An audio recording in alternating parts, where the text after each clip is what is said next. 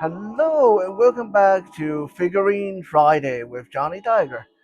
Today we are going to be looking at quite a large figure in front of the screen.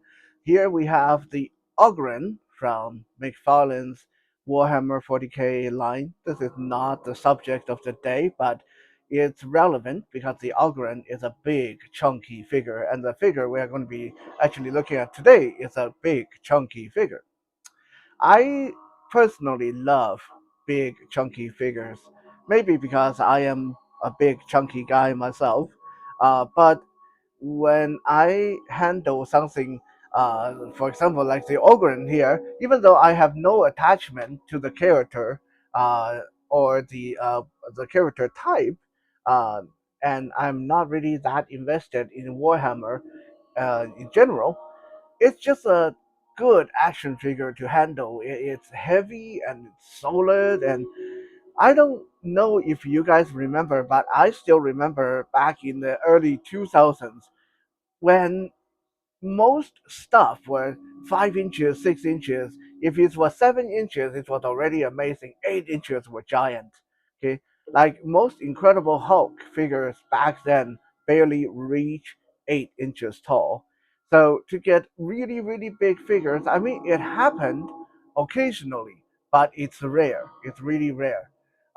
For us to see characters like Zangief and Sagat made into figure form by Sota, and they were really big, and T-Hawk was really big, but they were definitely rare, and uh, it was a treat to get a big, solid figure character type. Now, of course, I'm not counting the build a figure from Marvel Legends. Those were gigantic back then, but they were meant for characters like Giant Man or Galactus or Sentinel. That kind of like really was supposed to be really gigantic kind of character to begin with.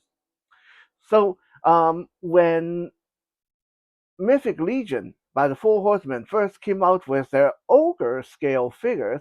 I don't remember for sure, but I think that was what 2018, 2017, and it was amazing. Like we are not just getting one big character; we are getting an entire race that's just 9 inches tall and very muscular and solid. And that seemed to have kicked off a trend where nowadays we are kind of spoiled, we're kind of jaded. In 2026, almost every company is regularly putting out 8 inches, 9 inches guys, 10 inches guys. Like the Ogren here, one of McFarlane's mega figures, it's almost 9 inches tall and it's really thick, and definitely there's a lot of plastic on this. And you know uh, the Incredible Hulk and Abomination, Juggernaut, and all that by Hasbro is really big nowadays. Diamond Select regularly put out big figures when they were still around. I heard that they're going away. Um, yeah, so like we are kind of at an age where big 8 or 9 inch tall figures is very, very popular, and they are definitely around. Maestro Union put out some big tiger and werewolves, and Loose Collector put out the Great Wolves figures. Um, and Storm Collectibles regularly have really big characters, and so on and so on. So it is a great time to be an action figure collector if you like your big, chunky figures. Now, we are going to look at one of these big chunky figures today, and he is quite a joy to review and pose. Before we get into it, let's look at some packaging photos and check out his biography that I recorded using AI. Enjoy. Balathu, known as the Big Teeth, was a slave with a large and strong physique. Over time, he became increasingly fierce and dangerous due to his fights. His appearance grew more menacing, and his body became larger and stronger. the scars from punishments became more pronounced, and eventually, all he did was kill and eat. Many slaves fell victim to him. However, a beast like him could not be executed casually. Rome was always the best place for someone like him. Balathu usually did not face opponents as strong and cruel as the monsters he knew. He was often used for executing prisoners or as a special attraction in gladiator shows. His madness and tendency to bite opponents were highlights that people most wanted to see. After the show, he was captured like an animal, put in a cage, and taken away.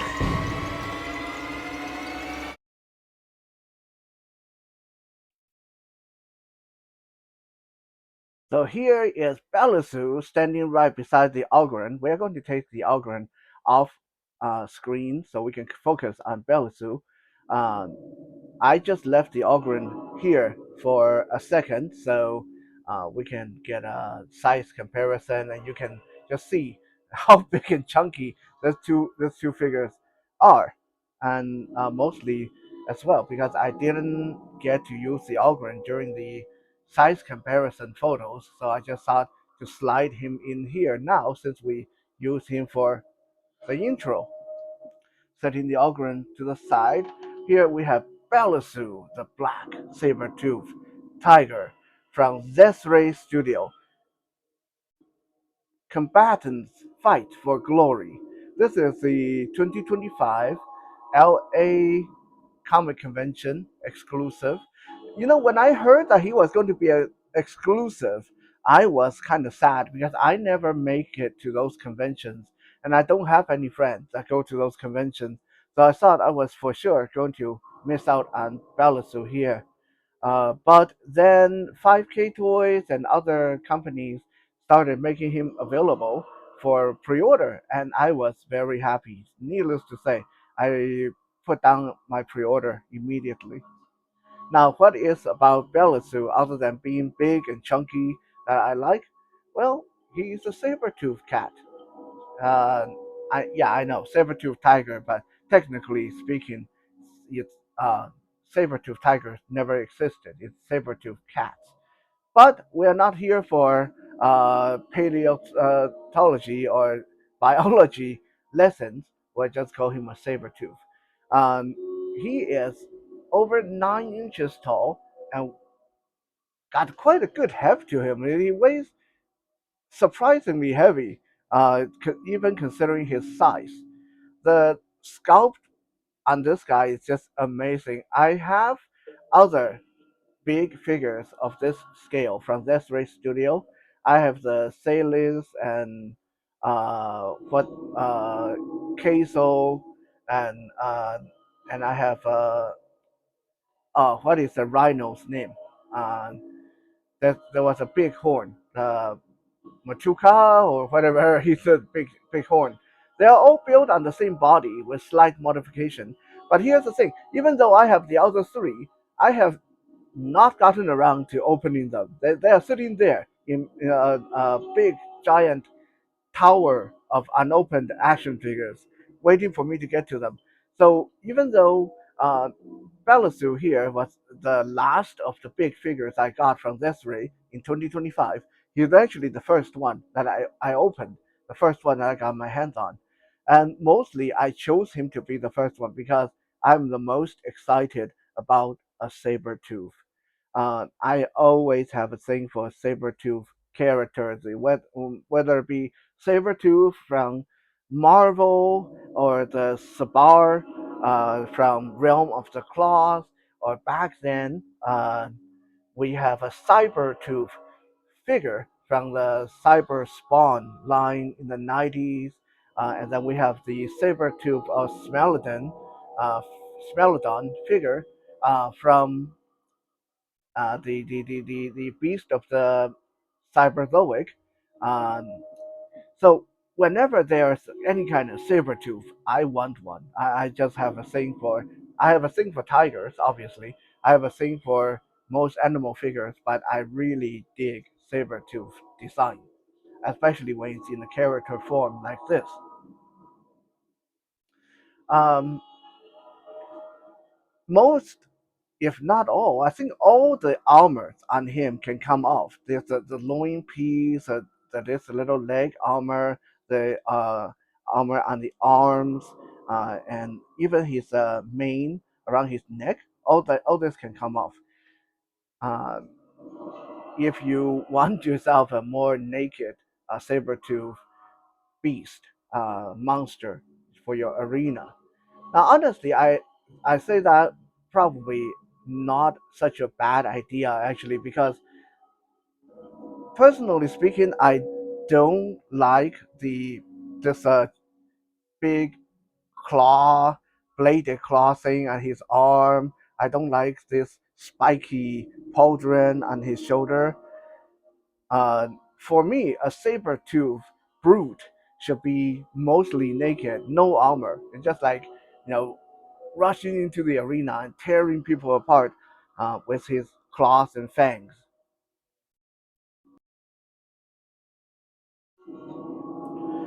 Um, but that's just a personal preference, really.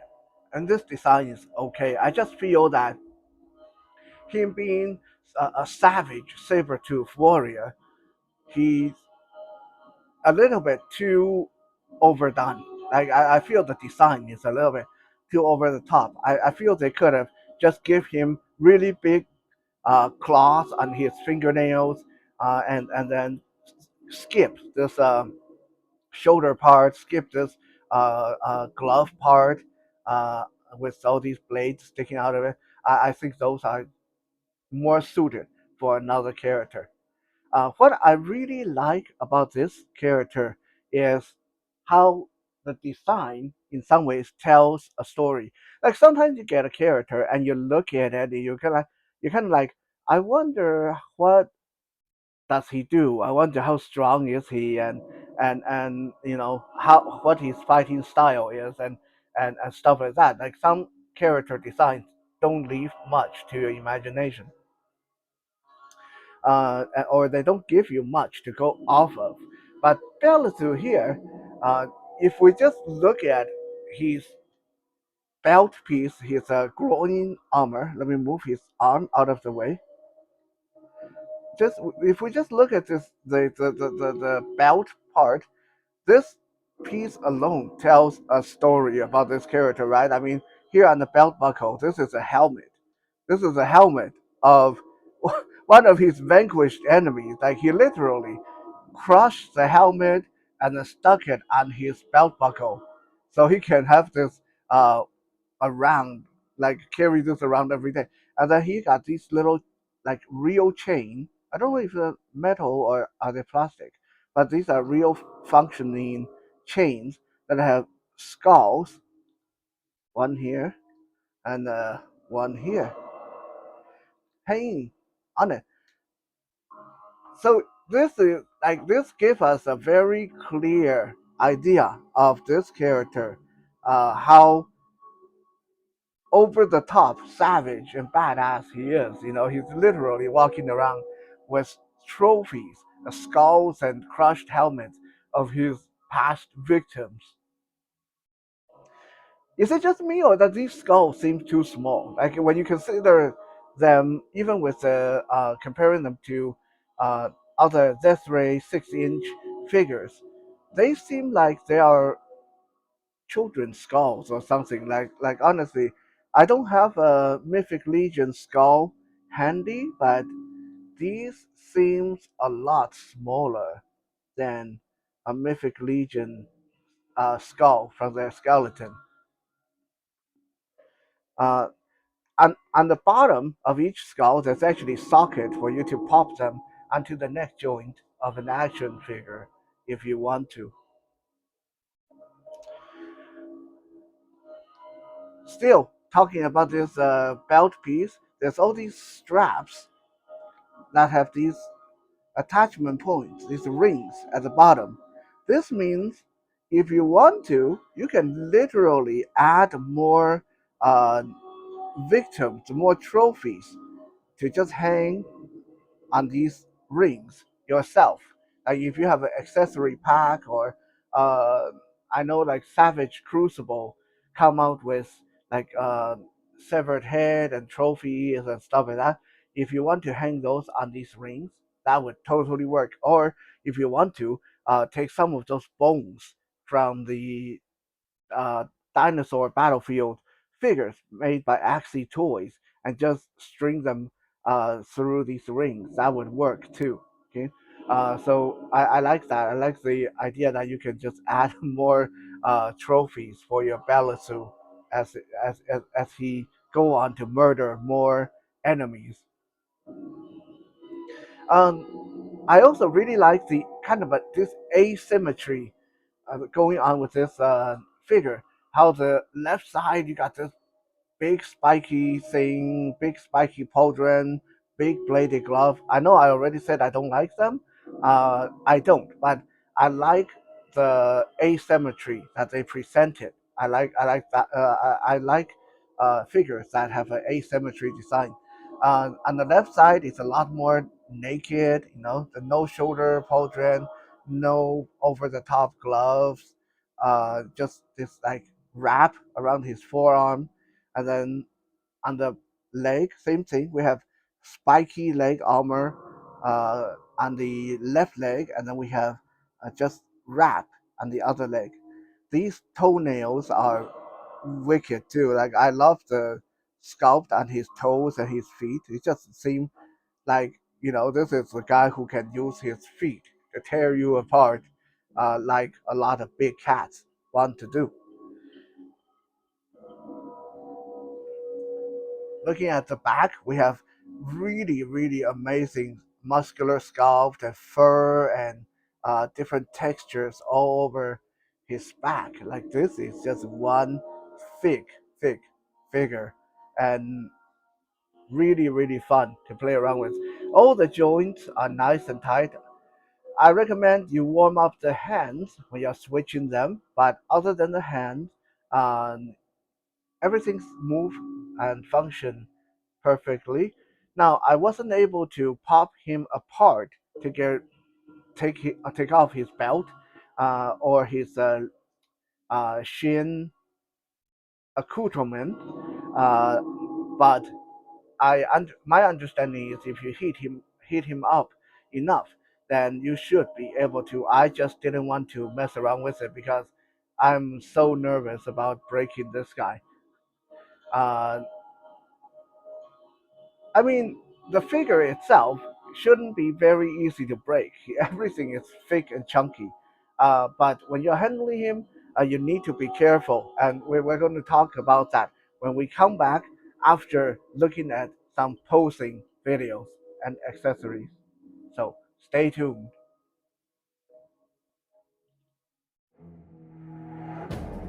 Balathu is a big, solid figure that is really quite heavy. He weighs about twice of one of those Mythic Legion ogres, even though he's roughly the same size as them, although he is thicker and just a tad shorter due to his weird head placement. Articulation wise, everything is tight, but nothing feels like it's going to break. He actually can achieve some single-legged stance, which is weird for a big character like this, but it's actually quite impressive. I believe every piece of armor can come off, although I wasn't able to pop his torso or leg apart, so I just left the lower body armor alone. Overall, this is actually quite a hand candy of a figure, and it's a lot of fun to pose and play around with. You can actually pose him with or without the mane around his head and neck, and he looks okay either way. But personally, I prefer him with the mane on. He just looks more majestic that way.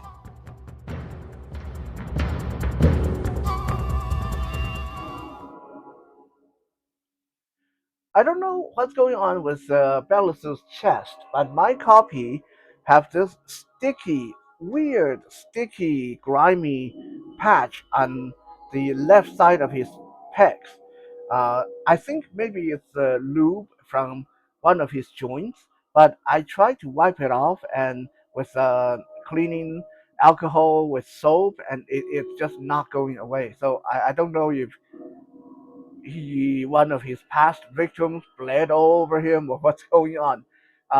You guys can let me know if that's even visible on camera. But yeah, the left side of his chest is feeling a little bit tacky.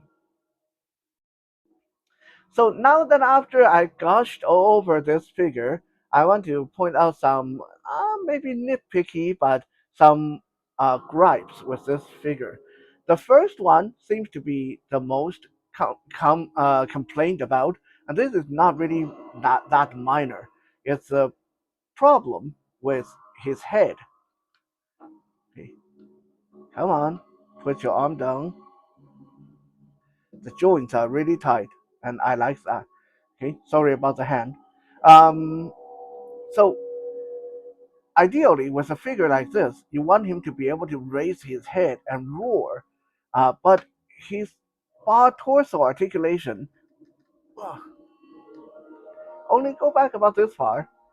So he can kind of point his nose upward, but it's not a very good uh, range on his torso, and that's understandable because he's a big, thick guy. Uh, but we would like it, if his head can actually go up. Like it can go down a little bit, can go kind of left, right, turn, right? But there's not a lot of range going up. And most of that is because, let me pop his head off and I'll show you guys. We take off the mane. At first, I thought it was a mane. That was the problem, right? I thought, okay, we take off the mane and we pop the head back on, and now it should work perfectly, right? No, it doesn't go any further. Okay, so the mane is not the problem. The problem is here at the back of the neck, that peg have nowhere to go. Okay, this is long. It's this long dumbbell kind of peg, right? So for it to go up, there need to be a slot cut behind the neck here on the body for this to go up. Um, but there's not. So the peg have nowhere to go, so the head cannot go up. That's really a little bit of a bummer when it comes to the possibility, because for him to be able to rear his head back and roar would be so much nicer, right? Now, see, I can get this back on. Come on. This is a little bit awkward trying to do this in front of the camera. There we go. There we go. Okay, now he got his head back on. Hmm. Um, Another little issue I have, and this is definitely nitpicky, but the design of the mouth. Okay, you look at his fangs, how long they are, and then the how wide can the jaw open, right? How does he eat? I know that is a weird question. I know that is like, a very geeky kind of weird question. But how would he even get food in there? His mouth barely open wide enough to clear these two big saber teeth or saber tooth, uh, whatever these fangs. Like how would he eat anything? They said his special power is, or his specialty is to bite people when he's murdering other gladiators. Uh, so I'm at first I was thinking maybe he like bite their head off or something really gruesome like that. But then when you look at the design of his jaws, there's no way. There's no way for him to get. Never mind the human head. There's no way for him to even get a human fist in there. So how does that work? Okay, so yeah, I know it's me nitpicking on something that just look cool and shouldn't have to make sense. But I'm having a lot of problem uh, maintaining like suspending belief around that one. Um, Now let's look at the real issues, which is the spikes on his pauldron and these blades on his glove. These blades, these three blades, they are, I gotta be careful I don't break them. They feel so brittle. Like these are not rubber. These are uh, not pliable. This is like really brittle, hard plastic. And same thing with these blades, these spikes on his shoulder pauldron. In fact, my fellow reviewer, I believe Stygian Hoplite, when he was reviewing this figure, the spikes on his shoulder actually broke during the review. And I can see how. Like the unfortunately, and this is another reason why I don't like the bladed gauntlet and the spiked pauldron on this guy, because in addition to being over the top, the first time your Balathu take a dive off the shelf or fall over at the wrong angle, then these blades going to snap. They're going to break. There's just no other way around it. The material used is just simply too brittle, and it's not going to survive any kind of contact or impact. So this is why I'm so nervous handling this guy and posing him. Not because the figure itself is delicate. No, he's not. But because these thin, long spikes and blades, they're just not very well thought out. They're just accidents waiting to happen.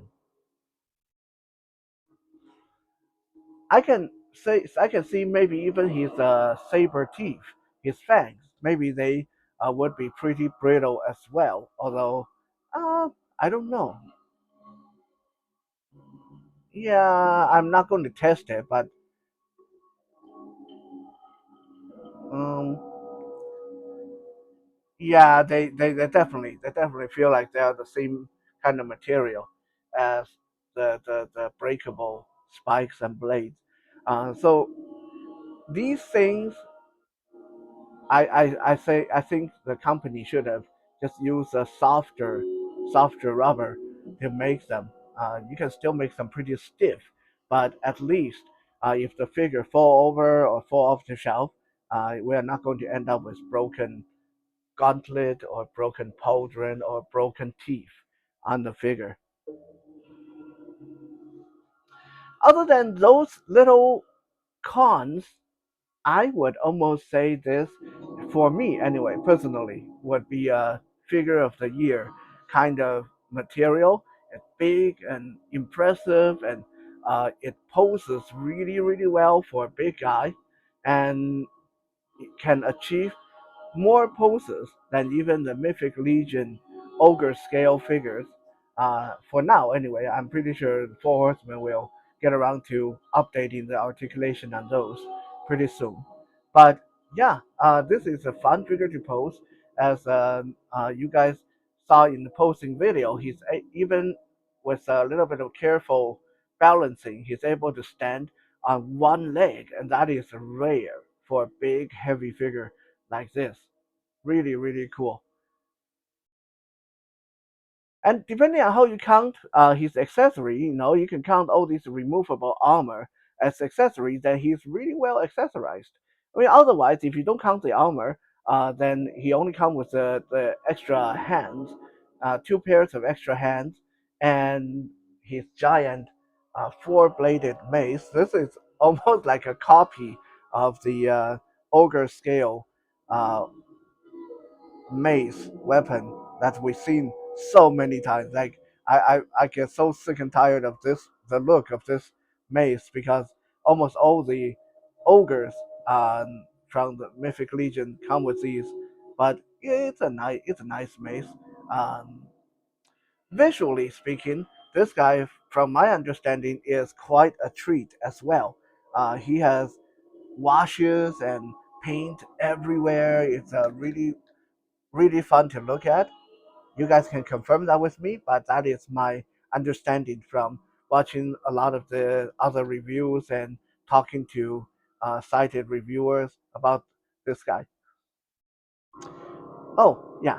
I almost forgot one of my personal gripe about this figure is the fingers. Uh, Now, I already mentioned the feet are really nice. Okay, we got wicked nails, wicked claws on the toes. That's what we should have had on the fingers. But instead, if you go back and look at my posing photos, you'll see that, especially on the shots where he has open palm, you'll see that there's hardly any fingernail. Like his hands just big, meaty, human-like hands. That I think is a big missed opportunity. Again, I would be willing. I would actually prefer to ditch this spiky shoulder thing. I would love to ditch this uh, glove gauntlet bladed thing. In return, get some proper big clawed hands where he can rip into his enemies with. I think that would be much better design. But other than that, it is definitely a good figure. And now we are going to look at some size comparison and have our final words on this review. Thematically, this is one of the must-have figures for fantasy displays. He is big and chunky and solid, and even though he's not going to be the biggest, but he is definitely up there with some of the big boys. He feels bigger than the Mythic Legion ogres, at least in girth. And yeah, some of the figures we are comparing him with here, he's definitely up there with some of the larger figures on the shelf. And when you pair him up and fighting against normal sized figures like Mythic Legion gladiators or Xesray Studio gladiators, you can just imagine this guy single-handedly tears through an entire rank of them. There's a lot of raw energy with this figure, and I really love that. Thank you for checking out this review. I'll see you guys again soon. Shout out to Stitchin Hoplite, my fellow reviewers. He also reviewed this figure, so if you want to see more professional photos and much more professional review, go check out his channel.